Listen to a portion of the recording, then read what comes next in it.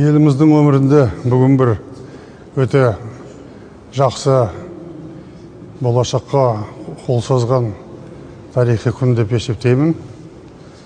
Мен осыдан 7 жыл бұрын өз билігімді серіктесім жанымда жүрген 25 жыл бірге істеген Қасым-Жомарт Тоқаев мырзаға тапсырдым.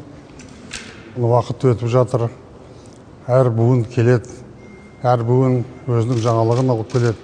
Барлығы елдің игілігіне болсын деп есептеймін. Менің буыным кезінде тәуелсіздікті жариялап, Қазақстанды тәуелсіз мемлекет деп дүние жүзіне паш етіп, әр метр шекарасын шегелеп, астанасын салып, Қазақстанды осындай тұңғыш рет тарихында тәуелсіздік жолына қойдық. Тәуелсіздік жариялау ол бір мәселе, мемлекетті нығайтып, күштету ол екінші мәселе. Сондықтан бүгінгі референдумды мен қолдаймын. Тоқаевтың бұл бастамасын елімізге қызмет етеді деп санаймын.